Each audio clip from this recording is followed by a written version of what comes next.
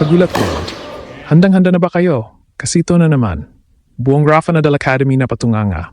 Isang viral practice video ni Alexandra Ayala ang umuugong sa buong tennis world ngayon. At ang mga coach, staff at fellow players sa sagradong lupain ng Hari ng Clay ay nakatulala na lang sa kanyang galaw. Sa indoor red clay courts ng Rafa Nadal Academy sa Mallorca, Spain, doon ipinakita ni Alex ang kanyang bagong anyo bilang clay court warrior. Hindi lang simpleng practice. Ito ay isang 14-ball rally na puro lakas, control at determinasyon. Forehand cannon shots na parang hindi na siya ang ding aggressive baseline player kundi isang tunay na gladiator sa red dirt. At ang buong academy, napatunganga sila. Walang nagsalita. Walang nagsabi ng salita. Tanging ang tunog lang ng raketa at ang bola na tumatalbog sa clay ang naririnig, habang si Alex ay nagdidikta ng ritmo. Ginulat ang mundo. At ngayon, ginugulat na naman natin silang lahat sa kanyang clay court comeback. Ito ang kwento na hindi na pwede pigilan. Noong nakaraang taon, marami pang nagsasabi na clay hindi bagay kay Alex. Siya daw ay hard court specialist, aggressive at flat ang shots, masyadong mabilis para sa mabagal na surface. Pero tingnan nyo ngayon, career high number 29 sa ranking, direct entry sa Mutua Madrid Open, at bumalik siya sa pinakamahusay na lugar para maghanda sa clay season, ang academy ni Rafael Nadal mismo.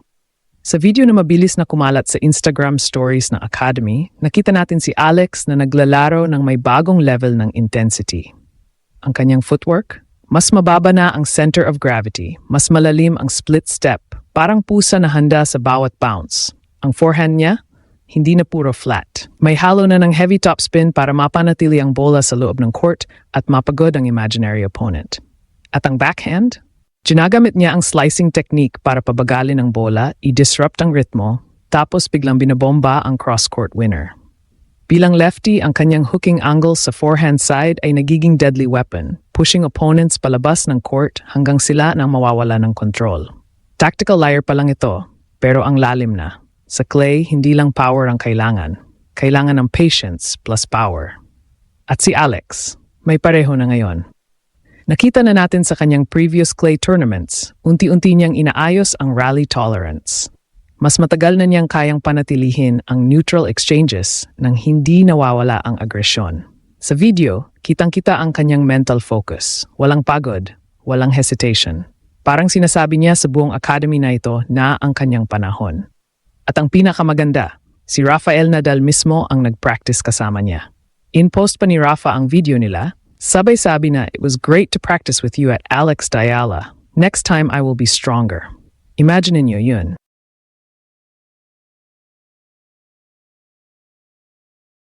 Ang GOAT ng clay, ang 14-time French Open champion, ay nakatayo sa kabilang net at napatunganga rin sa galaw ni Alex. Buong academy napatunganga. Hindi lang dahil magaling siya, kundi dahil mukhang handa na siyang maging susunod na reyna ng red dirt. Teka, pause muna. Isipin niyo ito ng mabuti.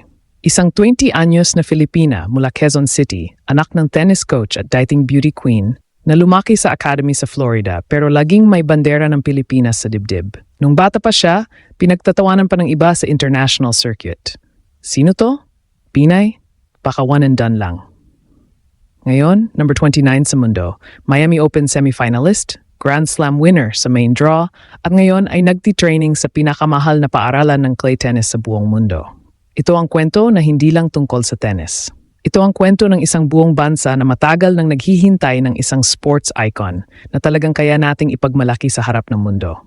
Hindi lang siya naglalaro para sa sarili niya. Naglalaro siya para sa bawat batang Pilipino na may raketa sa kamay pero walang pera para sa coaching o travel. Para sa bawat nanay na nagdadasal tuwing may laban si Alex. Para sa bawat OFW na nanonood sa gitna ng gabi, sumisigaw ng Pilipinas kahit mag-isa sa kwarto. Kapag pumasok siya sa Caja Magica sa Madrid, alam niyang milyon-milyong Pilipino ang nasa likod niya.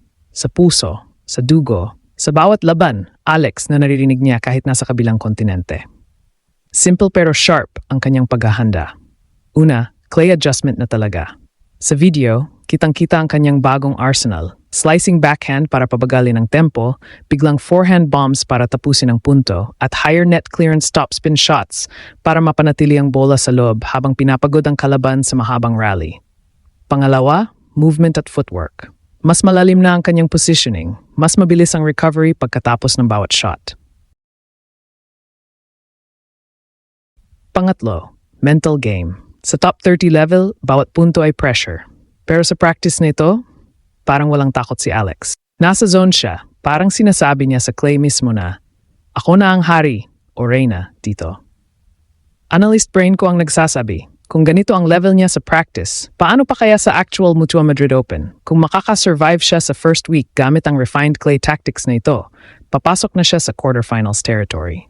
At kapag nangyari yon, legacy mode on full blast. Isipin niyo ang future stakes. Kung magiging consistent si Alex sa buong 2026 clay swing, Madrid, Rome at lalo na ang French Open, hindi imposibleng makapasok siya sa top 20 bago matapos ang taon. Unang Filipina ever na magiging consistent top 20 player sa WTA Tour.